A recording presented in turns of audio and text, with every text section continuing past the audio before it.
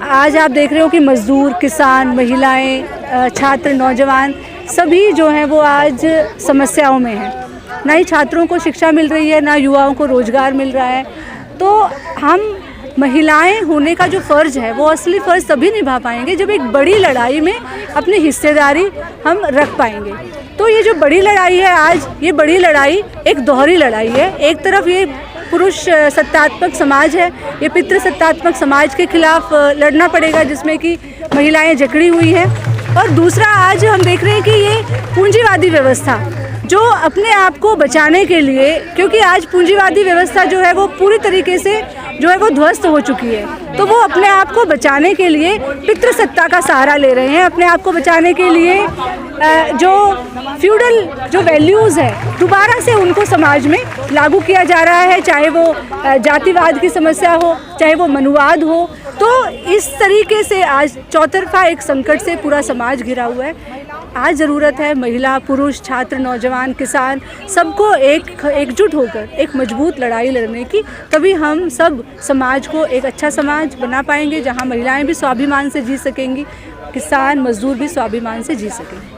जब देश में संविधान लागू और जो संविधान कहता है कि महिलाओं को समानता, सबको अधिकार है, उसी देश के लोग कहते हैं कि अब संविधान को बदल देना चाहिए। जब संविधान बदला जाएगा तो फिर क्या हालात होंगे महिलाओं? देखिए, देश के लोग नहीं बोलते हैं। कोई देश का एक भी व्यक्ति ऐसा नहीं है जो ये बोलता हो कि हाँ इस देश के संविधान को बदला जाना चाहिए। ये जो देश है ये मजदूरों का देश है, ये किसानों का देश है, ये छात्रों, नौजवानों का देश है जो आज अपने अस्तित्व की लड़ाई लड़ रहे हैं। ये उनका देश है, ये उनका देश नहीं है जो 400 का पार का नारा लगाते हैं या जो आज पूंजीपतियों की सेवा कर रहे हैं। ये समाज जो है हमारा वर्ग विभाजित समाज है। एक तरफ पूंजीवादी वर्ग है, पूंजीपतियों का वर्ग है जो इस देश की सत्ता को चला रहा है, और दूसरी तरफ इस देश का 99% गरीब, मजदूर, मेहनतकश किसान है। तो आज वो जो किसान है, वो किसान तो यही मांग कर रहा है, वो महिलाएं, जो नौजवान, वो यही मांग कर रहे हैं कि जो संविधान में हमें अधिकार दिए गए हैं, सुरक्षा का अधिकार, समानता का अधिकार, स्वाभिमान से जीने का अधिकार, वो हमें दिया जाए। लेकिन वो अधिकार उनको दिया नहीं जा रहा है, उल्टा उस अधिकार को हर जगह कर्टेल किया जा रहा है। लाखों लोगों को रोजगार से निकाला जा रहा है। कितनी महिलाएं हैं आज जो शिक्षित लड़कियां, 14% लड़कियां 2020 के बाद से अब तक स्कूली शिक्षा को छोड़ चुकी है। नहीं, आपको संविधान के राज में अधिकार नहीं मिल पा रहा, फिर तो हिंदू राष्ट्र में कैसे मिलेगा आपको अधिकार? देखिए, यही बात है कि जो आज हिंदू राष्ट्र की जो बात कर रहे हैं वो सिर्फ सत्ता में रहने का उनका एक प्रोपेगेंडा है और कुछ भी नहीं है। वो किसी के भी नहीं है, ना वो हिंदुओं के हैं, ना वो मुस्लिम्स के हैं, वो किसी के नहीं है। असल में ये प्रोपेगेंडा है कि हम हिंदू राष्ट्र बना देंगे, क्योंकि देखिए हिंदू आज मतलब ये जो आइडेंटिटीज़ है ना, इनका कोई मतलब नहीं है। ये हिंदू है, ये मुस्लिम है, एक्चुअली हम तो इसी पे हो रहा ना। देखिए, अगर दलित की बेटी की बारात आए तो उसे रोक दिया जाता है। यही मैं बोल रही हूँ कि ये सब जो है असल में अगर हम देखें तो कोई फ़र्क नहीं है। आज सभी शोषित हैं, हिंदू हो चाहे मुस्लिम हो। लेकिन आज आप जो बोल रहे हैं कि एक दलित की बारात आती है उसको रोक दिया जाता है, ये समाज में एक भेद पैदा करने की कोशिश की जा रही है। कि जो भेद सदियों से चला आ रहा है, जो मनु संहिता पर आधारित है।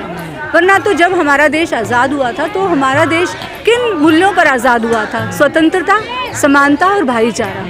तो ये स्वतंत्रता, समानता, भाईचारा को एक ज़मीनी हकीकत बनाने की बजाय आज उसको ज़मीनी हकीकत से दूर लेकर जाया जा रहा है। और जो एजेंडे जो समाज के हैं ही नहीं, जिनका भूखमरी से कोई लेना देना नहीं है, जिनका बेरोजगारी से कोई लेना देना नहीं है, जिनका महिला सुरक्षा से कोई लेना देना नहीं है, उन एजेंडों को आज, उन मुद्दों को आज मुख्य मुद्दा बनाया जा रहा है। सरकार तो बड़े दावे करती है ना महिलाओं को सशक्तिकरण बनाने के लिए। देखिए, सरकार के दावे, आप सरकार के दावों पर जाएंगे कि आप आरजी कार की घटना देखेंगे।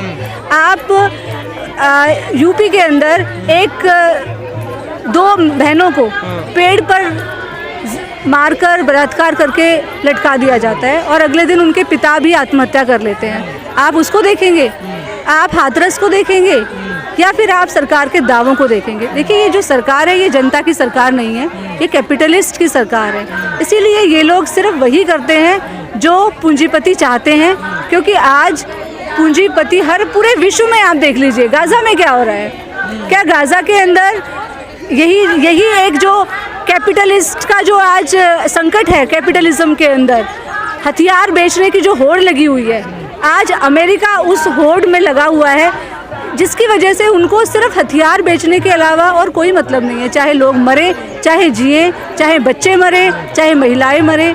तो ये कैपिटलिज्म मानवता का दुश्मन है। सत्ता देश है ना, यहाँ तो देखिए भारत पितृसत्ता देश है, तो क्या उसको वही रहने देना है? हम तो उसको बदलने की बात कर रहे हैं। कौन बदलने की और वहीं वापस जाने की बात कर रहे हैं। देखिए लोग तो वापस लोग नहीं कर रहे हैं, ये सरकार कर रही है।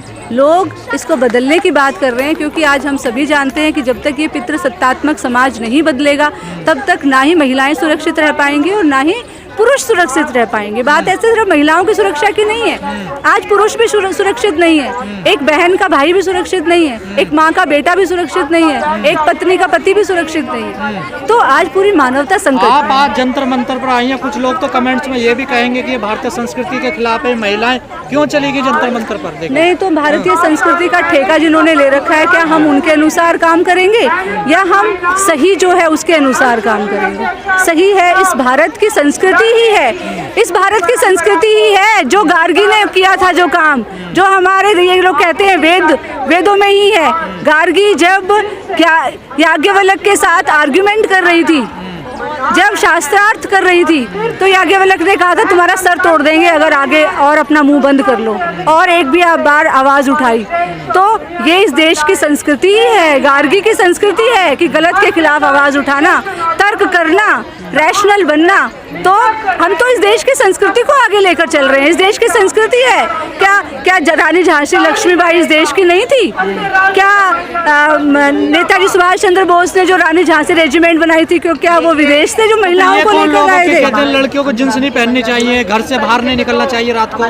ये वो लोग हैं जो इस देश को पीछे ले जाना चाहते हैं। ये वो लोग हैं जो आज से 500 साल पहले ये देश जिन रूढ़ियों में जकड़ा हुआ था, उन रूढ़ियों को तोड़कर ये देश आगे बढ़ चुका है, लेकिन दोबारा से ये लोग उन्हीं बेड़ियों में इस देश को जकड़ना चाहते हैं। और वो इसलिए क्योंकि आज ये कैपिटलिस्ट जो समाज है, जो पूंजीवादी समाज है, इसको बचने का कोई रास्ता नहीं है, कोई नई पॉलिसी नहीं है, कोई रोजगार की पॉलिसी नहीं है इनकी। तो इनको बचने के लिए सिर्फ एक ही है कि इस देश को दोबारा से सामंतवाद में ढकेलो, जो हम होने नहीं देंगे। आप लोग दिल्ली एनसीआर देश की राजधानी में रहते हैं, यहाँ भी असुरक्षित महसूस करते हैं। जो महिलाएं गांव में दूर दराज ग्रामीण एरियो में रहती हैं, तो उनकी स्थिति क्या होगी फिर? बहुत ही भयानक स्थिति है। और आप ये मत समझिए कि हम राजधानी में रहते हैं तो स्थिति सब जगह एक ही है, ऐसा कुछ भी नहीं है। ये बहुत बड़ा धोखा। अगर राजधानी में महिलाएं सुरक्षित होती तो अभी कुछ दिन पहले की ही बात है, एक तिलक नगर के अंदर एक स्कूली बच्ची के साथ जिस तरीके से, वो भी एक माइनॉरिटी कम्युनिटी की बच्ची के साथ जिस तरीके से 7 साल की बच्ची के साथ 3 महीने तक शोषण होता रहा, ये वही देश की राजधानी है जहाँ पर बोला जाता है कि 2-2 सरकारें हैं। तो बात ऐसी नहीं है। महिलाएं अगर राजधानी इतनी ही सुरक्षित होती तो फिर निर्भया कांड नहीं होता इस राजधानी के अंदर। अगर राजधानी इतनी ही सुरक्षित होती तो नांगलोई के अंदर एक 8 साल की बच्ची की लाश उसके पड़ोसी के घर में मिली थी, ऐसा नहीं होता। तो इस देश में महिला विरोधी पुरुष है या यहाँ की जो व्यवस्था है वो है?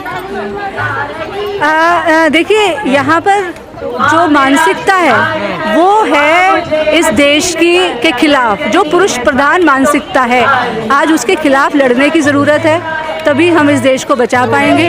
और ये हर तरीके से इफ़ेक्ट कर रही है समाज को, रसातल में ले जा रही है, लेकिन हम इस रसातल से आज समाज को निकालने का प्रण ले चुके हैं, इसीलिए संघर्ष कर रहे हैं और संघर्ष ही एकमात्र रास्ता है।